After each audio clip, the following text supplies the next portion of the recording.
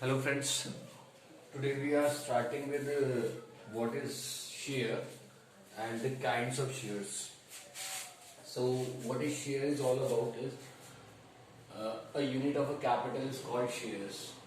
A unit of a capital is called a share. बेटा इसको मैं आपको और अच्छे से एक्सप्लेन कर देता हूँ. सपोज एक कंपनी की कैपिटल 20 lakhs की है. एक कंपनी की कैपिटल 20 lakhs की है.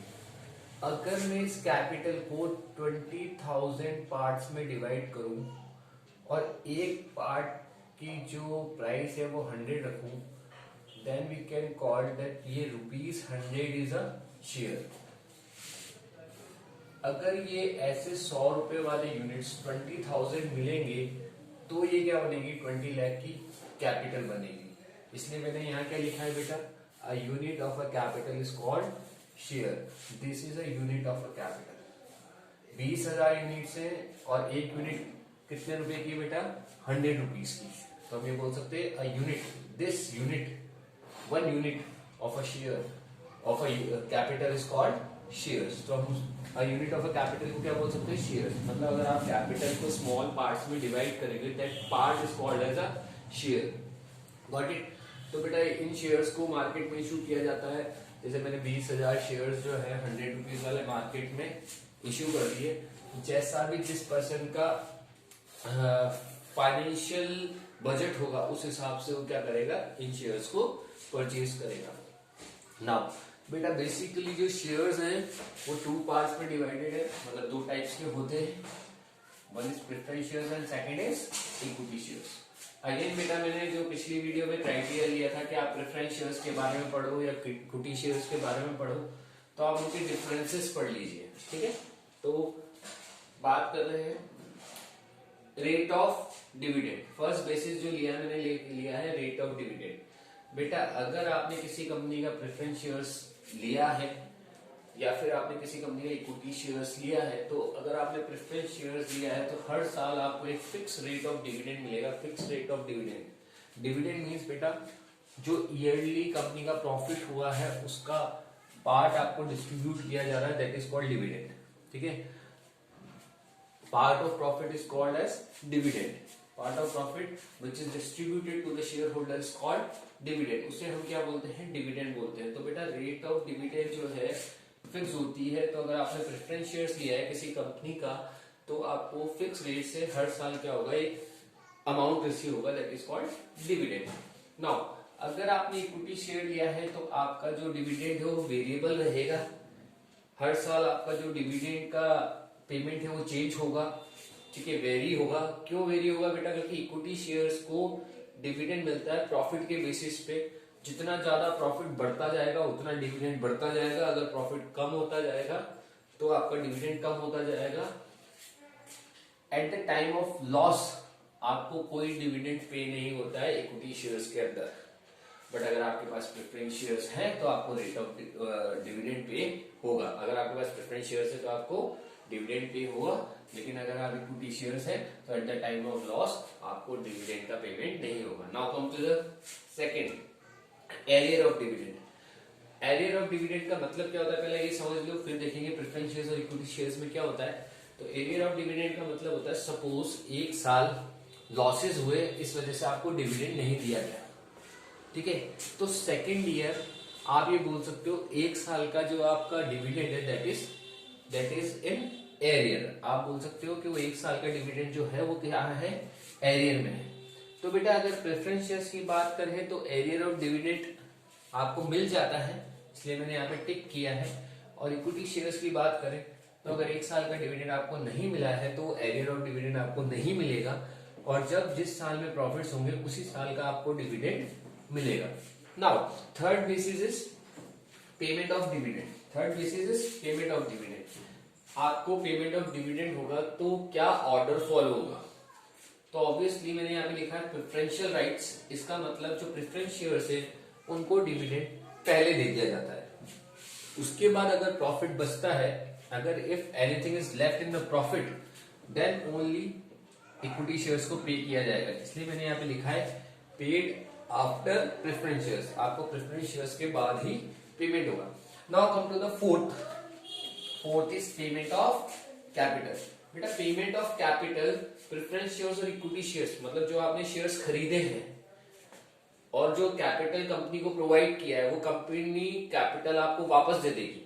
कंपनी कैपिटल आपको बेटा उसी कंडीशंस में देगी जब कंपनी बंद हो रही हो, कंपनी का क्या हो रहा हो, वाइंड अप हो रहा हो। तो at the time of winding up payment of capital की बात अराइज होती है, वो पॉइंट अराइज होता है। तो मैंने यहाँ पे लिखा है same as payment of dividend, same as payment of dividend. जैसा पेमेंट ऑफ डिविडेंड के टाइम था वैसा ही होगा।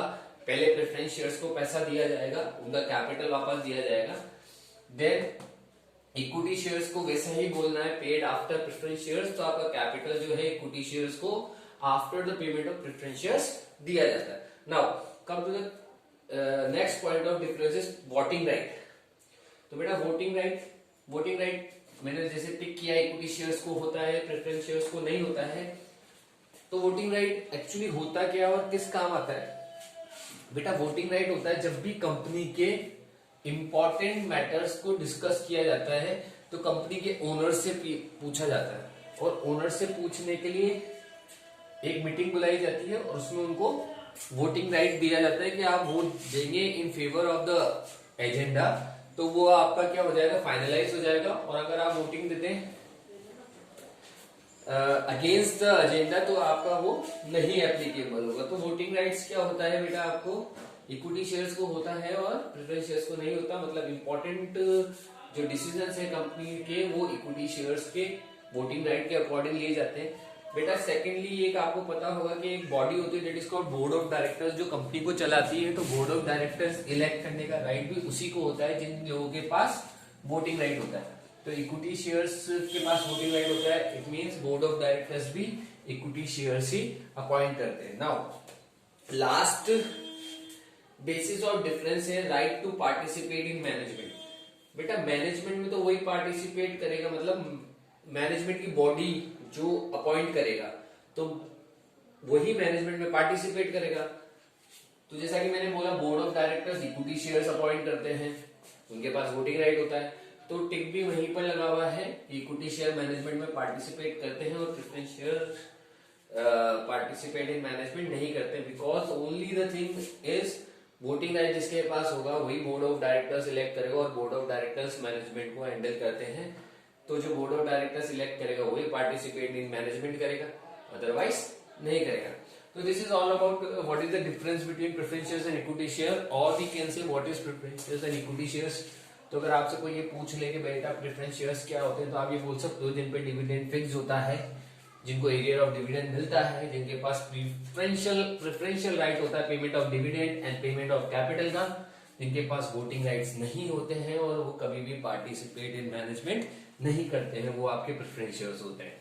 इक्विटी शेयर्स के भी बेटा आप यही लाइंस बना सकते हैं। नाउ एक और चीज होती है बेटा, या काइंड्स ऑफ इक्विटी शेयर्स तो नहीं होते हैं बेटा, लेकिन काइंड्स ऑफ प्रेफरेंस शेयर्स और भी can say types of preference shares होते हैं। तो ये आपके टाइप्स है जो मैंने लिख रखे हैं, इनको एक बार डिस्कस कर लेते हैं कि इनके अंदर बेसिस ऑफ डिफरेंसेस क्या होते हैं। तो पहला है बेटा क्यूमुलेटिव प्रेफरेंस शेयर्स। तो क्यूमुलेटिव प्रेफरेंस शेयर्स का मतलब होता है इकट्ठा होना। क्यूमुलेटिव का क्या मतलब होता है, इकट्ठा होना।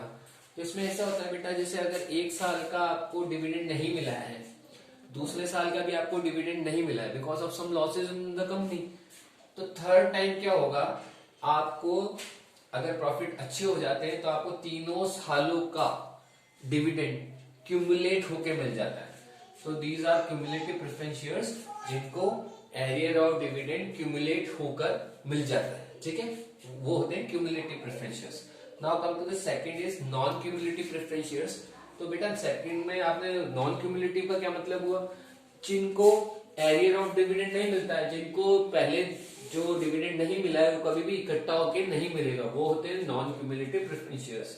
तो फर्स्ट और सेकंड टाइप के जो प्रेफरेंस शेयर्स होते हैं ये होते हैं। नाउ थर्ड में आपको लिखा है मैंने पार्टिसिपेटिंग प्रेफरेंस शेयर्स।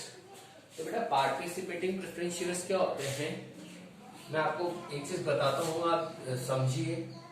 जैसे आपको प्रॉफिट्स हुए, ठीक है, प्रॉफिट में से आपने क्या करा, सबसे पहले प्रेफरेंस डिविडेंड दे दिया, ठीक है। उसके बाद आपके पास कुछ प्रॉफिट और बचा, ठीक है, आपको प्रॉफिट्स हुआ, आपने प्रेफरेंस डिविडेंड दे दिया और आपको कुछ और प्रॉफिट्स बचा, इससे आपने क्या करा, इक्विटी डिविडेंड दे दिया,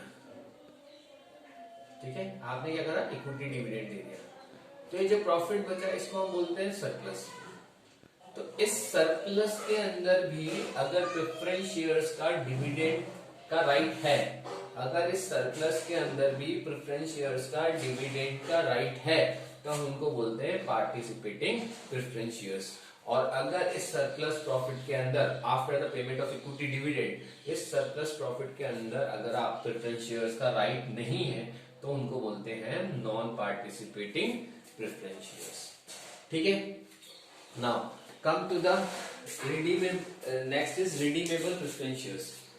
रिडीमेबल प्रेफरेंस शेयर्स, तो बेटा मैं आपको एक चीज और बता दूं, कंपनी को जब फाइनेंस चाहिए होता है, कंपनी को जब फाइनेंस चाहिए होता है, तो बेटा वो क्या करती है, प्रेफरेंस शेयर्स इशू करती है, ठीक है। किसको करती है, पब्लिक को। जब प्रेफरेंस शेयर्स पब्लिक को मिलते हैं तो पब्लिक क्या देती है बेटा, कैश देती है, कंपनी को कैश देती है, ठीक है। तो कंपनी प्रेफरेंस शेयर्स इशू करती है eight the time of when company is needed finance, and public उसके बदले में क्या देती है, कैश। बेटा आफ्टर सम क्या होता है, आफ्टर सम टाइम क्या होता है, कंपनी इस कैश को वापस पब्लिक को दे देती है और उनसे प्रेफरेंस शेयर्स वापस ले लेती है, उनसे प्रेफरेंस शेयर्स वापस ले लेती है। तो बेटा जब ये इस प्रोसीजर को क्या बोलते हैं, रिडम्पशन। इस प्रोसीजर को क्या बोलते हैं, रिडम्पशन, ठीक है। मैं वापस रिपीट कर देता हूँ, जब कंपनी को फाइनेंस चाहिए होता है तो वो शेयर्स इशू करती है पब्लिक को, मतलब पब्लिक को शेयर्स देती है और पब्लिक से क्या लेती है, कैश ले लेती है। जब कंपनी वापस कैश पब्लिक को पे करती है और उनसे प्रेफरेंस शेयर्स ले लेती है, तो उसको हम बोलते हैं रिडम्पशन। अगर आपके प्रेफरेंस शेयर्स का रिडम्पशन हो सकता है तो वो है रिडीमेबल, और अगर उनका रिडम्पशन कंपनी के एग्जिस्टेंस तक नहीं हो सकता तो उनको बोलते हैं इररिडीमेबल।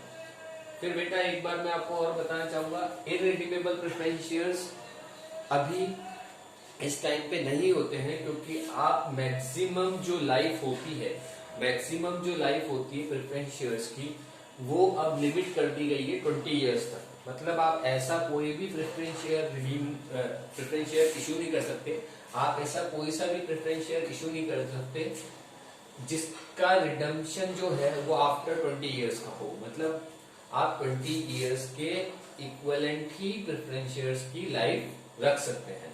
तो इररिडीमेबल प्रेफरेंस शेयर्स अभी इस टाइम पर नहीं होते। Now come to the 7th type, that is convertible. बेटा अगर आपके प्रेफरेंस शेयर्स इक्विटी शेयर्स में कन्वर्ट हो सकते हैं तो हम उनको बोलते हैं कन्वर्टिबल प्रेफरेंस शेयर्स, और अगर वो किसी भी प्रेफरेंस इक्विटी शेयर्स में, अगर वो किसी भी इक्विटी शेयर्स में चेंज नहीं हो सकते हैं तो उनको हम बोलते हैं नॉन कन्वर्टिबल प्रेफरेंस शेयर्स। मैं एक बार और रिपीट करने का, convertible if they can convert in equity shares they are convertible preference shares, if they are not convertible in equity shares they are called as non convertible preference shares. So this is all about what is shares and types of shares। इसके अलावा कुछ भी नहीं है आपके course के अंदर। Next video में बेटा नेक्स्ट टॉपिक डिस्कस करेंगे। ओके।